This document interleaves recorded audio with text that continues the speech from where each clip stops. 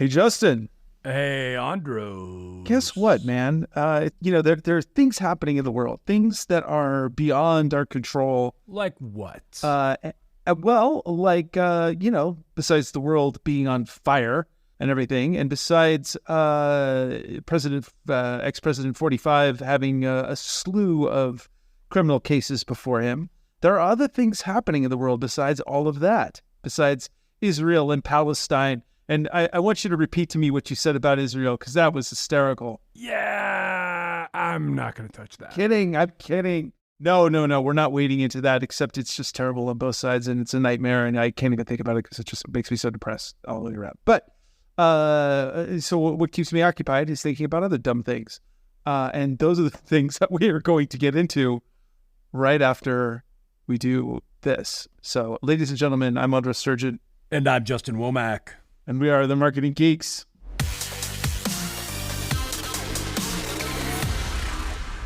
Marketing Geeks.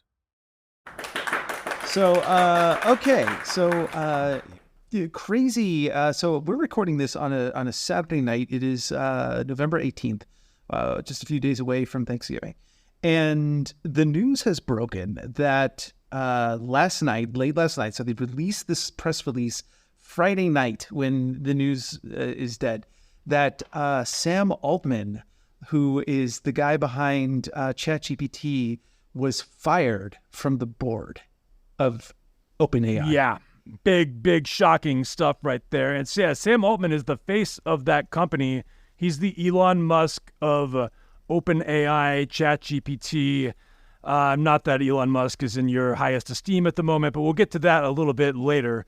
What do you think went down with OpenAI and ChatGPT here? This is a really strange situation because, number one, the guy has been very forthcoming about the dangers of AI. He's talked numerous times about how dangerous it is and how they have to be careful now that they basically let the genie out of the bottle, and cautioning people against it. The other thing I found rather interesting was that just the other day he announced ChatGPT 5 was coming, and it was going to be, they're getting close to what they're calling general artificial intelligence, which is kind of the next level up, where a mechanism that can actually think for itself. It's a bit, getting closer to passing the Turing test. So this came as a surprise, and they said that it had something to do with him not being forthcoming to the board. And this could mean any number of things. Number one, my prediction is that next week, the New York Times or the New Yorker is going to drop some bombshell story, and we're going to find out that, he was, doing something unsavory, something negative. Yeah, I'm going to second that one real quick here because it has to be very bad for them to fire this man. I mean, if you're following, he's not maybe a household name in the general population, but anyone who's following tech, following AI knows who Sam Altman is. And this is a big deal. Even if you're following business in general, you know this guy. So this is not a lightweight firing. It's probably the equivalent of Steve Jobs in the 90s getting fired from Apple. Yeah, I mean, it's huge. So in retaliation, he has said that he's going to start another AI venture. Now, what is interesting is that OpenAI has just, they signed some deals with like Microsoft, and so their ChatGPT is built into Bing right now, so you can use it. But what I find kind of interesting as another possibility is that he was very vocal about the direction that OpenAI was taking, and perhaps they didn't like that because maybe they want to sign a deal with something that he found unsavory. So in terms of when you're speculating here, are you thinking that they were going too far with AI and like apocalyptic standards here? Is that what you're thinking, that they wanted to take it further because of profit, or not far enough? Well, let's say that hypothetically they wanted to use their infrastructure to train an AI that was, maybe made Palantir, Peter Thiel's spyware program, or Black Box, the Israeli spyware program, they were willing to give OpenAI a whole bunch of money to use their data set to train a certain set of data, which could be used for unsavory purposes for, governmental agencies that want to keep tabs on somebody. They can sift through a lot of data, right? So perhaps there was that. Third option, option 3, would be that he got another offer. He got a job offer that was so good that he couldn't not take it. Yeah, I don't know about that one. Maybe, but I feel like that option 2 one where they did a deal with Palantir, and if he was so far against it that he tried to block it in the boardroom and went over and above, I think that could explain how he could get ousted. That's a good theory. I think that might hold some ground there. Well, either one of those, I'm sure it will come out in the wash. We'll find out the answer to it. But I do think that the guy who basically brought us the most disruptive technology that humans have faced since fire, I really believe that. Also, it's a gift to the world. OpenAI, the fact that it's not hiding behind Google servers, or it's open source, right? Sort of, kind of. Not open source, but yeah, sort of. Sort of, halfway. And you could, like, part of the innovations that were coming out with the next iteration of Chat GPT was being able to create your own GPT that can lock into APIs. So an API is like the computer code for, like, say, if you wanted to create an app for Spotify to use on your TV, you would use their API to do it. Yeah, it basically gives you a connection to, their tech on some level. So the fact that you can create your own AI assistant to tap into APIs of all sorts is incredible, because the things that you can do with that now, it's like it is nuts. Yeah. Now I want to just second. I want to come back to that story though about less than 24 hours after the announcement that he was fired from the board. You mentioned this already, but he's now telling investors that he is going to be founding a new artificial intelligence venture, and apparently the rumors are that he's bringing over the OpenAI president, the sitting president, Greg Brockman. It's expected to join this new company. So that's all pretty interesting if that's the case here. Yeah, I am very curious to see what is going on. The last option is that someone on the board released a evil AI onto the world, and he tried to shut it down, and they wouldn't let him, and he had to for ethical reasons. And there, who knows? Maybe they'll replace the new CEO with an actual AI bot. That would be making a stand, wouldn't it? Maybe they already replaced a few board members with AI, and that's who fired him to begin with. Who knows? Oh, man, they're becoming the Borg. And so we have artificial intelligence, and then we have absolute zero intelligence. We move on to Elon Musk.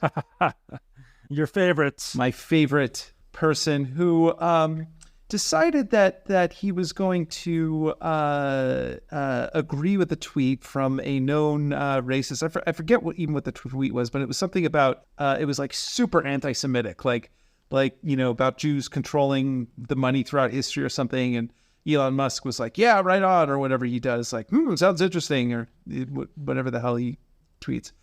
And it was one step over the line. So immediately, Comcast, the most evil corporation in the world, decides to pull funding. When Comcast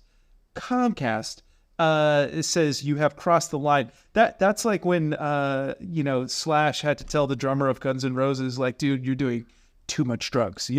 It's like when Slash is telling you you're doing too many drugs, you're doing too many drugs. It may have started with Comcast, but then it spread quickly because Apple, IBM, Disney, yeah. Other Paramount, Lionsgate, a lot of major companies have pulled. And what's interesting, and I mentioned this before we got on the air, is that Elon Musk technically is no longer the CEO of Twitter, but he's still treated like the face, and he treats Twitter like it's his. He acts like the face of whatever it was called, X.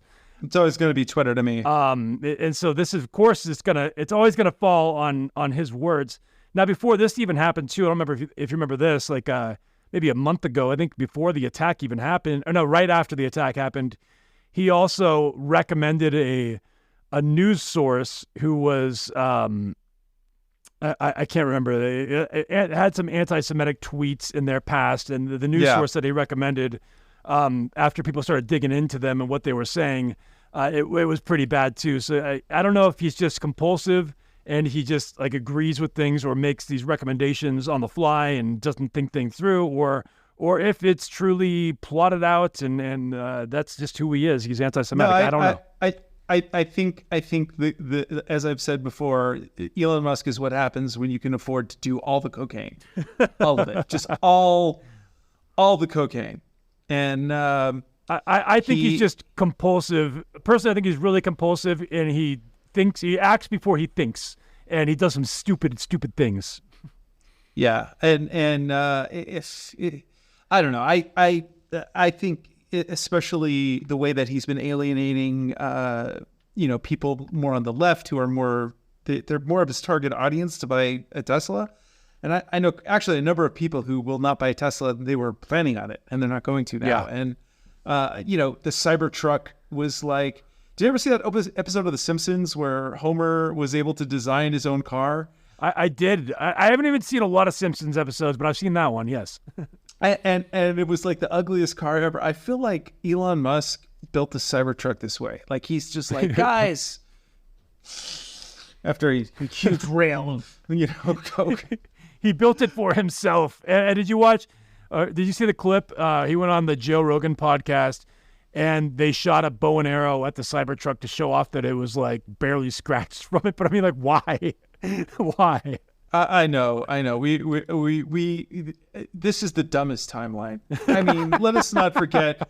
We are only like 3 or 4 months out from Mark Zuckerberg almost having a cage match with Elon Musk. Until Zuckerberg injured his knee. I think he tore his knee up or something in training. I wish to God they did that because I think that if they pay-per-viewed that shit, Elon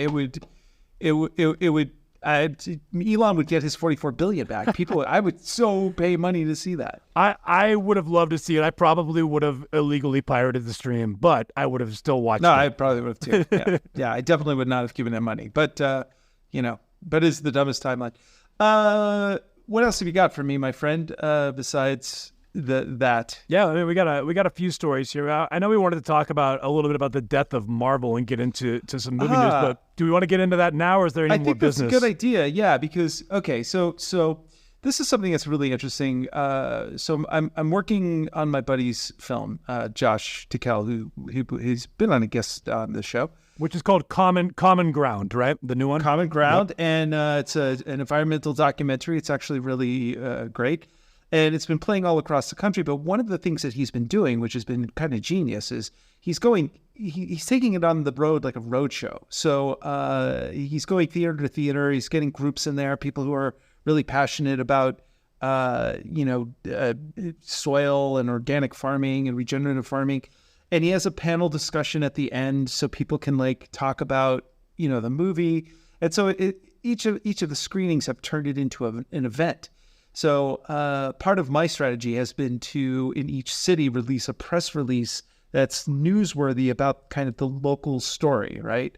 So, and one of those things that I did was, Taylor Swift came out with her movie, and she had this innovation, which was she was not going to go through a studio. She distributed it herself through her own company and bypassed the middleman. So you don't need the studio. And The Sound of Freedom did the same thing, which, we've talked about that. And so I released another press release that was like, hey, this little movie Common Ground is doing the same thing that Taylor Swift is doing. So it's kind of Taylor Swift news, but that press release did very, very well. And but it also made me think about the fact that some of the biggest movies of the year were these little independent films. Taylor's movie, obviously, The Sound of Freedom.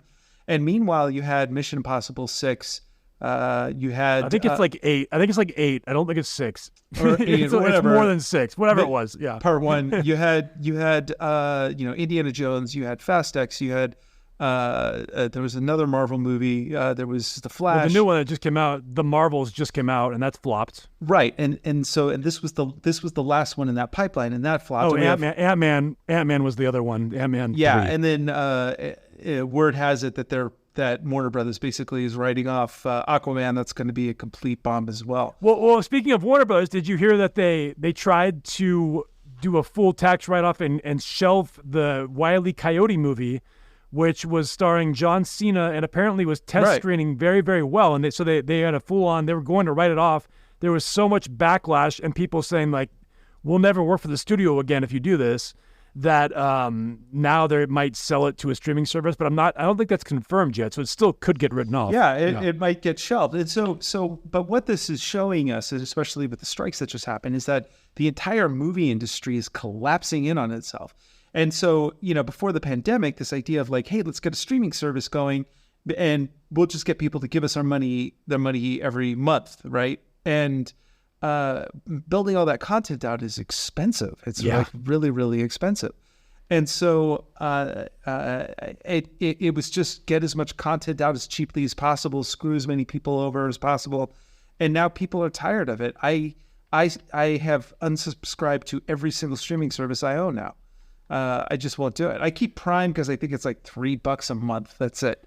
Here. Well, it comes with the free shipping too. If you pay for it that way, you can. Yeah. So I mean, but I believe me, I have it's like the trolley problem. Every time I pay that $3, I'm giving it to Jeff Bezos. Well, I mean, technically he's gone off the. He's still. I guess he's still chairman probably, but he's off. He's not CEO anymore technically. No, but he's still making money. He's kind of like Elon Musk is. But I want to say that the other thing about these movies is that the other huge success recently was Five Nights at Freddy's, which was an independent movie done by Blumhouse that was like $80 million opening and simultaneous released on streaming also, which was crazy that it opened so big. Not only that, but that movie, like, not only did it outperform the Marvels, but I believe if you take the Marvels and then if you look at the projections for this weekend's The Hunger Games prequel, which most people don't even know came out this weekend, combined, it's close. I mean, I think those two movies will out-earn Five Nights at Freddy's on their opening weekend, but the fact that it's even close is crazy. Well, that's what I'm saying. So all of these movies, including like the Hunger Games movie, including all of these, they're all sequels, right? Or prequels, but yeah. Yeah, the movies that really did surprisingly well, like just from like a return on your investment, was you got the Oppenheimer, you got Barbie, and you've got Sound of Freedom, Five Nights at Freddy's, all original content, right? So the day of like the sequels and the superheroes and the big special effects, those things don't make money. And unfortunately, the nice little independent films, like, you got your David Lynch's. Taylor Swift also was hugely successful, ton of money. Right. And a lot of, and a number of these didn't go through the normal studio system. And it's almost like, do we need the studios anymore? Interestingly enough, one of the movie companies that continued to shoot through the entire strike was A24. And they make a lot of little independent films, but they were able to continue working because they were meeting the demands of the Screen Actors Guild and the Writers Guild. But going back to Taylor Swift's movie, I believe she struck a deal directly with like AMC, right? Or was it? Actually, it was more than that though. How did that work? I mean, what movie chain would not want the Taylor Swift movie, right? Well, I didn't expect it to be as successful as it was. Like, I honestly I was surprised at the level of success. You don't know Swifties, then, do you? I don't. I do not know Swifties. And I mean, I guess the concert was gigantic, enormous. So I didn't even realize how big that was. But imagine a Trump rally, but instead of guns, there's screaming teenage girls. My God. Right? That's what I'm talking about. No, I'm not. Okay. I'm so happy I don't have a daughter. I could avoid all that. Although I did take my son to see Lady Gaga for his first concert. Oh, nice. I gotta say that was pretty dope. I would think she would be a really good concert to see live. Yeah. Yeah, and she's like the type of entertainer, like I don't mind paying money to see her entertain because she is a master. She's so good. So coming back to Marvel, the Marvel Cinematic Universe, have you seen the Marvels? Because I have. Oh, you did? No kidding. I saw it. That was you. I went. You were the guy. That was me. I was the one that went. I read about you in Wired magazine. It was like weird. So okay, so do tell, dish out. How was it? It was very average, very by the numbers, better than I expected it to be given the reviews and everything. But I mean, it was as standard and as by the numbers as you could ever expect. It had no real surprises, no real stakes, and it was a decent movie. Had it come out, 5 years ago, it probably would have performed better and it would have been better received. But we are at a level of fatigue here with this whole superhero thing, and they're out of ideas is really what's happening. Nobody's excited about Kang the Conqueror, and next week is Jonathan Majors' court case is going to happen, and if he is found guilty, Disney will have to drop him. And my guess is that they're gonna just kind of start from scratch. They're going to dump the whole Kang, like basically retcon the whole thing. For some backstory here, though, they already announced. So Marvel already announced a movie called Avengers Kang, the Kang Dynasty, which was supposed to feature Jonathan Majors and be entirely about the Kang storyline, which I'm not that familiar with, but I've kind of learned about more recently. And now that's all up in the air. And even if he's found not guilty, I mean, he has to be found not guilty, and he has to be like re-embraced by the fans, and there has to be even more than a not guilty verdict to really bring him back at this point, I think. Yeah, but the thing is that I don't know a single person who's excited about the Kang storyline. Like Thanos, that made sense, right? And there's talk about like Doc Doom, who's like one of the greatest Marvel villains. They should skip the multiverse. People are tired of it, but also in truth, we've seen it all. We've seen, like, where else can that whole thing go? It's like there's nothing exciting about it. It's kind of like the Harry Potter world. And this is part of my problem with it, because it's not about making these IPs and giving people something that they want, giving the fans something that they want.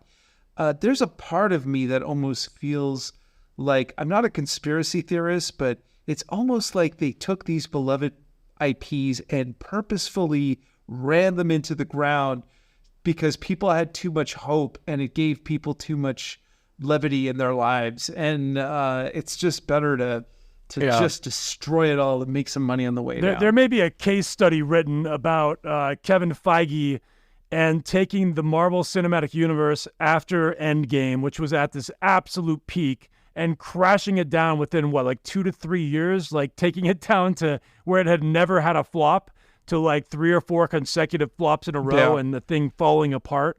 I mean, it's a legendary collapse that's happening. And also the South Park just released a direct streaming movie that is just ridicules kind of Disney, their desire to cast female characters, sometimes forcing gender swaps, things like that, which when it feels forced, I could see that can get a problem. When it's done right, it's fine, but they pushed it a little bit too far. And I think the general sentiment is that there is backlash now because of that.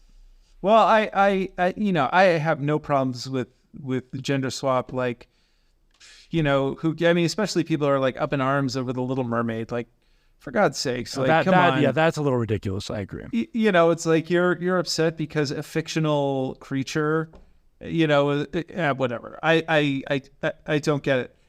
But I am surprised that someone greenlit Snow White, because first of all, her name is Snow white, and the whole thing was her skin was, as white as snow and black hair and ruby red lips, and that was part of the lore of her beauty.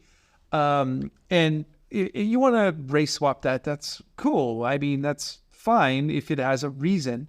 But then you get into the seven dwarves, and this is a little tricky in this day and age, man. So I'm not exactly sure. Like at that point when someone says Snow White, okay, and the seven dwarfs, we can't do this movie, man. Like, did you see the initial press that came out was that they were going to replace the seven dwarves with seven magical creatures, and there was so much backlash to that on the internet. But then there's like you have to put dwarves on the screen. You're probably gonna have pressure to use dwarf actors, but you also can't do it in a way that is negative towards like dwarves. So it's really shaky. Yeah, and Peter Dinklage can't be in everything. No, yeah, Peter Dinklage can't be in everything. Maybe you can clone. I mean, I would watch 7 Peter Dinklages. The guy's amazing, But yeah, he's great. But he came out against the movie because he's like, how can you do this movie this day and age? Like this is just. That's what I'm saying. That's what I'm saying. The second you said 7 dwarves, somebody at Disney should have raised their hand and gone, listen, guys, just so you know, we can't do this like ever. like this and Song of the South, they're off the list forever. So, whatever. There is a part of me that is kind of watching this with glee as the entire structures of and gatekeepers of entertainment are collapsing. I mean, the artists are getting screwed definitely, and AI is going to really, change everything. But in actuality, and this is the other thing, is like I look at Khalil, I look at my son, right? And he loves Roblox. It's his thing. He loves Roblox. He will play that all day. So I have to set some serious limits on it. So I try to get him to watch something, and I haven't shown him Star Wars yet. And part of the reason why is because in his little world, Star Wars is just more content. It's nothing special. It's just like another movie, it's like, here's an album. Oh yeah, there's a song on there. It's just more content. Everything is just content now. And I think that's the thing that I lament the most is that, like you can't watch like a good old movie anymore because we're going too fast and it's impossible to compete with video games. Yeah. Like young kids, who are growing up with the digital natives, they're not going to watch movies anymore. They're into like 3D interactive experiences. What's a movie going to do? They're into YouTube, man. Yeah. I mean, like Jacob is obsessed with YouTube, and I've come to learn a lot about Mr. Beast recently and watched some of his videos where he's getting hundreds of millions of views. And if you watch any of these top YouTubers, they cut like every 3 seconds is cut, plus like crazy sound effects. Everything is like boom, boom, boom. And that's the attention spans of today's youth. And so you can't have them sit in front of an old movie because they lose interest incredibly quickly. Yeah. My son has no interest in watching a movie. He calls them long, like any movie is long, except he can sit and watch like a 4-hour YouTube video, no problem. But but a movie is too long. Yeah, exactly. and so I mean, I'm kind of guilty of that too, man. I mean, it's like Killers of the Flower Moon, 3 hours long. Oh my God, I gotta sit for 3 hours. Yeah, but I'll binge watch the shit out of like For All Mankind. Yeah, I'll sit through 5 episodes of that. But you know what helped me on Killers of the Flower Moon is I didn't know how long it was, and I went to the theater. I didn't know. And it's 3.5 hours. It's not 3 hours. It's 3.5 hours. The movie started 30 minutes after previews. It was late, man, by the time I got out of there. Great movie. I really do think it could have been edited down. I think a lot of these directors, when they're given free reign by like Apple or Amazon or these streaming services, they do benefit from editors. I mean, I don't mind having a director's cut released also, but like I think dude, it's Scorsese. There is a purpose to editing down. It's tough. It's tough, but there's room to edit that movie down and make it a masterpiece. I don't know. Scorsese, I'd watch 10 hours of him eating breakfast. It's great. I mean, it's a great movie. I think it could have been edited down, but who am I to talk? Yeah, I read the book, and it's a magnificent story. But I think, but that's it. You hit the nail on the head. Like sitting through a 3.5 hour movie 20 years ago for me was no problem. I would look forward to it. It was a whole experience. But now my attention span has also been on the decline, and so I think that this is one thing that scares me, especially as AI is now becoming, as we talked about, it's becoming a dangerous weapon. And you have Elon, you have Elon Musk who is vaguely anti-Semitic, and he's sharing this content and using AI to help him. And people have short attention spans now. Where is it? What does this mean in the grand scheme of things? AI is still very much in its infancy. And I mean, they've just rolled out, I can't remember the name of the software right now, but I was playing with a software that will create like 5-second movies based on text prompts. And just how far it's come in a year is nuts. And how far it's going to keep going and going and going, especially as they release generative AI, which is AI that can basically teach itself and build upon itself for exponential growth. And as that becomes more and more unleashed, the skies, who knows what's coming in a year from now. My prediction is going to be that you'll be able to just put on your headset and say, okay, create a game for me that I can finish in 3 hours, and I want to be a superhero. And, it'll just create the content for you. It'll generate the world. It'll generate the storyline. It'll feed dialogue to the characters. And I honestly believe that when both our sons are able to date, they might choose to date an AI partner. And maybe. Why not? I was playing a game. There's a game on Unreal Engine. I forget what it's called. It's called, I don't remember what it's called. It's just like a city simulation, but you're basically in the Matrix. Uh-huh. And the point of the game, at least it's in demo format right now, is you walk around and you talk to the people in the street. When you just talk with your microphone, and they have full conversations with you. They're powered through Chat GPT API. Oh God, what's this game? I'll send you a link to it afterwards. So I'll put it in the show notes too for anyone who wants to try it out. But it's fun. It's interesting. I mean, it's fun for like a couple hours, then you kind of lose interest after a while. But it's pretty cool. Yeah. So I'll share it with you. But it just shows you creative uses of this technology, and I mean, you can now have like conversations with AI bots in the game. It's like nuts. Oh my God, man! It's a brave new world. It's wild. I gotta tell you though. I mean, it's scary and it's intense, but it is hands down the most interesting time in human history, is it not? It is. Yeah, absolutely. Yeah. So with that, happy to be a marketer, just floating in the breeze and somewhere in the middle of the 21st century. Exactly. What a time to be alive. You know that this is going to get even more nuts as we get in here. And we'll be here to cover it all for you, ladies and gentlemen. And with that, I'm Andre Sturgeon. And I am Justin Womack. We are the Marketing Geeks. And we are out. Stay classy. Marketing Geeks, come on, bring your friends. We'll learn marketing from distant lands. Andre Sturgeon and Justin Womack, the fun will never end. It's Marketing Geeks. Marketing